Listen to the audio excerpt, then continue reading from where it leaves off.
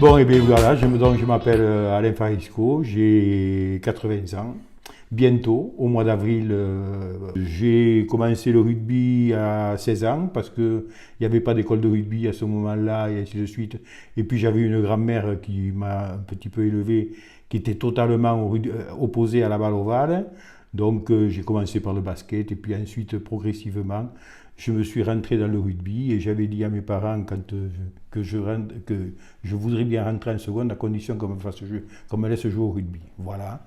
Et donc depuis ce moment-là, j'ai passé jusqu'à maintenant, je crois toujours avec un ballon ovale pas trop loin.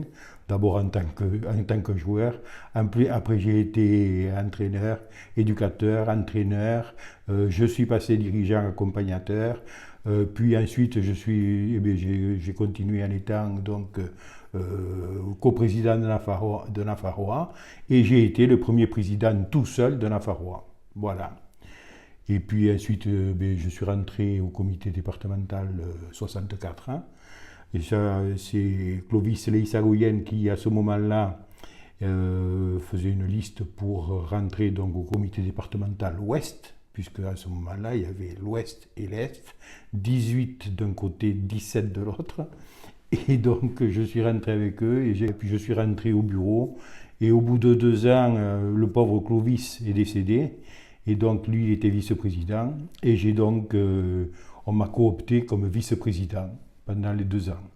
Ensuite, à la mandature suivante, eh bien, comme il y avait une alternance, il y avait un coup c'était un basque, un coup c'était un béarnais. Bon, je ne suis pas basque, je suis bigourdan. Alors, mais enfin, bon, j'habite au Pays Basque. Et bien, c'était mon tour. Et donc, je suis devenu le président du comité départemental 64. Et pendant ma mandature, donc, il y a eu beaucoup de choses qui se sont passées, puisqu'il y a eu les nouvelles élections à la Fédération française de rugby, il y a eu ce nouveau découpage territorial, avec la suppression des comités territoriaux, et donc, on s'est retrouvé avec la création d'une ligue, et ainsi de suite. Il y avait un nouveau mode de fonctionnement qu'il a fallu donc mettre en place, ainsi de suite, et il fallait absolument que le comité départemental trouve sa place dans cet ensemble. Des fois, je suis un peu dur peut-être, c'est vrai. Bon, on m'a dit des fois que j'étais un petit peu dictateur, mais ça je ne le crois pas, parce que bon, voilà. Mais enfin, c'était un moment où il a fallu l'être quand même. Et j'avais donc écrit pendant ma mandature les nouveaux statuts, c'est-à-dire qu'on passait de 35 membres du comité directeur à 24 membres, un président, 2 vice-présidents, et en ayant donc supprimé complètement cette alternance ouest-est et avec un CD64 unifié. Daniel Pédaillé, qui est certainement avait beaucoup plus de diplomatie que moi, donc j'ai fonctionné avec lui dans cette dernière mandature. C'est un ami très bien qui fait un excellent travail. Et bon, je suis un peu peiné de le quitter à la fin de cette année. Dans ce qui est du rugby, je vais vous dire, dans ma pratique du rugby, j'ai passé une année merveilleuse dans un club, le SAM de Mauléon. J'ai eu l'honneur d'y jouer pendant une année et je me suis régalé. Les résultats n'étaient pas forcément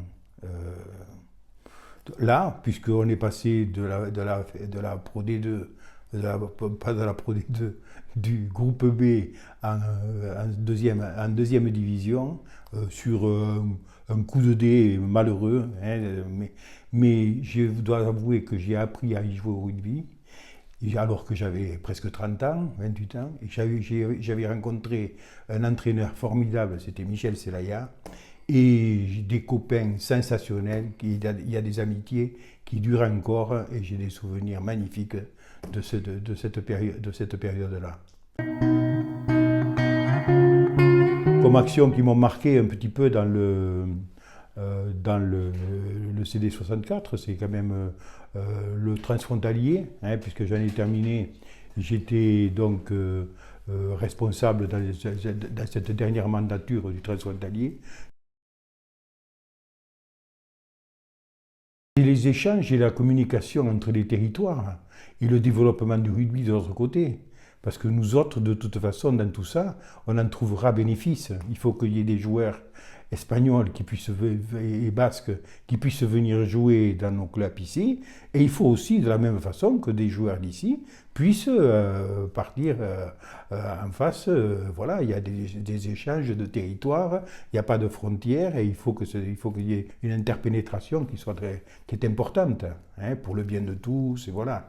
Et pour développer aussi, on en aura du bénéfice, le rugby de l'autre côté. Je regrette beaucoup qu'il n'ait pas pu se développer. Il n'a pas pu se développer pour plusieurs raisons. C'est parce que il y a de toute façon deux façons de travailler qui sont tout à fait différentes entre les Espagnols et Basques et puis nous autres. Ils sont partants pour établir des projets, mais moi que j'ai toujours construit un projet avec une fiche et avec à côté l'annexe financière pour savoir un petit peu si c'était réalisable ou pas. Ça n'a jamais été trop possible de le faire. Et il y a bien souvent, on a navigué à vue. Ça s'est toujours très bien passé, mais c'était quand même un petit peu préoccupant pour le responsable que j'étais là.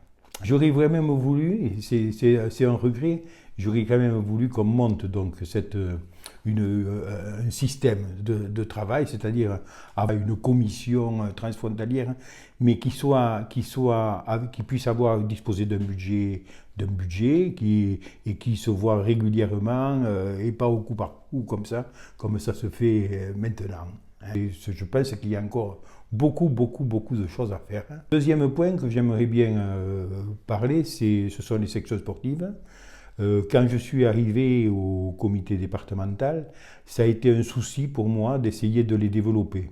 J'avais créé une section sportive au collège de la Citadelle de Saint-Jean-Pied-de-Port, parce que je trouvais que dans ces sections sportives, on formait vraiment des techniciens de rugby, on leur rapportait beaucoup de techniques, et on n'avait pas ce souci du résultat et ainsi de suite, qui est quand même limitatif dans la formation du joueur. Et donc, section sportive, c'était un bel outil. La Fédération française soutenait un petit peu les sections sportives, et puis brusquement, ces soutiens ont disparu. Et les sections sportives, de la même façon, ont disparu, parce qu'on n'en a pas estimé la grande importance. Et c'était un outil de formation très, très important. Formation du joueur de rugby, formation de l'homme aussi. Dans cette période quand même où j'étais au comité départemental 64, j'ai eu la douleur de perdre un petit-fils de la mort subite du sportif. Et je dois avouer que le comité départemental 64 a été un soutien très très important pour moi. Il s'est lancé volontairement dans une action auprès des sections sportives en faisant passer des électrocardiogrammes à tous ces jeunes qui justement n'avaient eu aucun contrôle cardiovasculaire quel qu'il soit et qui pratiquaient pourtant beaucoup de sport et parfois du sport intense et dangereux.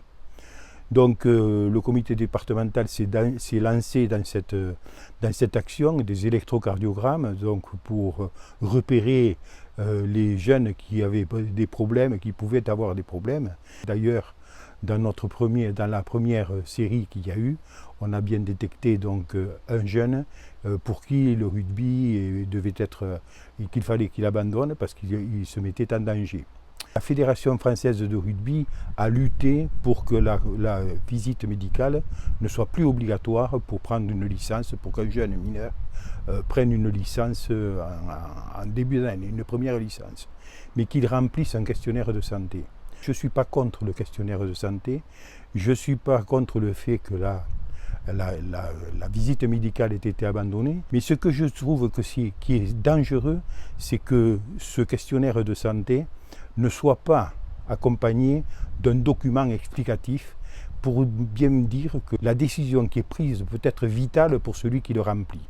J'ai donc créé une association, PIO7, justement pour faire passer des messages concernant cette santé des joueurs et cette prise de conscience.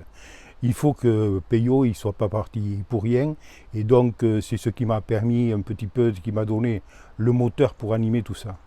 Moi, après le comité département 64, c'est dans cette association que je m'investirai encore le plus, de telle manière à pouvoir soutenir la recherche de la mort subite, et puis pour faire passer des messages. Mais la recherche de la mort subite, avec le comité départemental 64, on y participe déjà quand on a créé avec le RCUJ, le club de Peyo, on a créé le tournoi de rugby à 5 à Ustaritz, bon, qui est une réussite, où les gens viennent et où on apporte notre petite pièce à la recherche médicale sur la mort subite.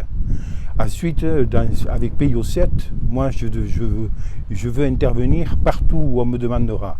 Et je suis content que dans la formation des éducateurs de rugby, Christophe Saint-Macary m'a dit qu'il me réserverait une petite heure pour les groupes, pour que je puisse leur faire passer donc quelques messages concernant les informations sur la mort subite et les précautions qu'il faut absolument prendre. L'association Peyo, il faut qu'elle se développe. Elle n'est pas que pour le rugby, elle est pour le foot, pour le basket, pour les courses à pied, pour les vélos et ainsi de suite. Bon, voilà, donc je suis arrivé au terme du mandat. Je remercie vraiment toutes les personnes avec qui j'ai pu travailler. J'ai travaillé toujours dans de très bonnes conditions, en grande amitié avec tout le monde. Nous sommes vraiment des bénévoles et vraiment qui se donnent à fond pour la promotion du rugby et surtout du rugby chez les jeunes. Parce que le plus important c'est le rugby chez les jeunes, mais il faut qu'on se dise une chose, il faut qu'ils apprennent à jouer, et il ne faut pas les considérer les jeunes comme des internationaux qui savent tout. Donc messieurs les entraîneurs de ces petites équipes, il faut quand même rester à votre place et dire que vous avez des gamins qui ont beaucoup à apprendre, et s'ils savaient tout, ils n'auraient pas besoin de vous. Voilà, donc merci à Daniel, parce que Daniel est un super président que j'ai beaucoup apprécié pendant ces 4 ans et puis les 8 ans aussi. Donc merci à Jean-Léon, merci à Evelyne, merci à Roland, merci à tous, merci au Jean-Michel et à tous vraiment, parce que j'ai eu beaucoup de plaisir. Mais croyez bien, de toute façon, si on a besoin, je serai là, mais je vais m'investir à fond dans la petite association qui me reste, et de telle manière j'aurai encore beaucoup d'occasions de travailler avec le CD64, et ça sera toujours avec un très grand plaisir.